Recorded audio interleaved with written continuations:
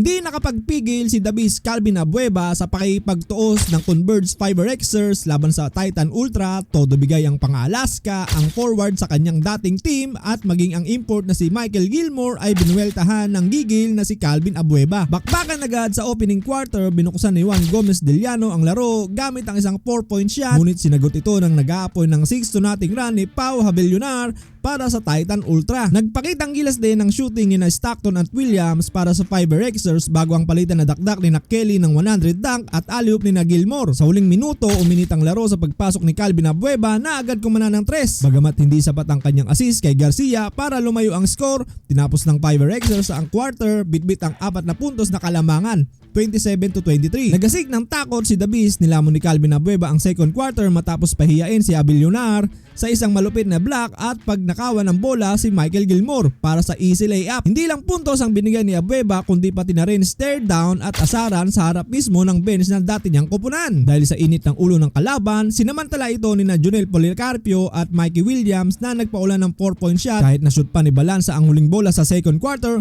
tila bundok na ang kailangan akyatin ng kalaban sa score na 57-41. Agresibong simula ang ipinamalas ng Titan Ultra sa pagbubukas ng ikatlong yugto sa pamumuno ni Michael Gilmore. Rumispondi sila ng mabilis ng 7-0 blast na nagpwersa sa Converge na tumawag ng ceasefire. Hindi naman nagpaawat si Justin Arana matapos ang sunod-sunod na puntos kasama si Mikey Williams. Ibinakita ng dalawang Justin ang kanilang chemistry, isang thunderous dunk na nagpauga sa buong arena. Pagdating ng huling 3 minuto, uminit ang tensyon, pinadulas ni Monson si Calvin Abueva, ngunit isang vintage Abueva ang sumagot. Sa mukha ni Gilmore, sabay matinding titig na wala ng kontrol sa emosyon si Gilmore at binuweltahan si Abueva pagkatapos ng ikatlong yugto. Laki ng lamang ng Converge, 60-78. Grabe ang bagsik ni Abueva sa final quarter, akala mo hindi mapapagod, banat na naman ng 3 si The Beast. Kahit sumagot si Michael Gilmore, hindi basta nagpatalo si Calvin. Isang 3 pa ulit ang ibinaon sa kamay ni Abueva na may 14 points. At halos perpekto ang shooting sa labas. Nabaon sa 20 puntos ang Titan Ultra, wala nang nagawa ang kalaban, tambak na talaga. Sa uli, nakahinga na ng maluwag ang Fiber Xers dahil basag na ang kanilang kamalasan.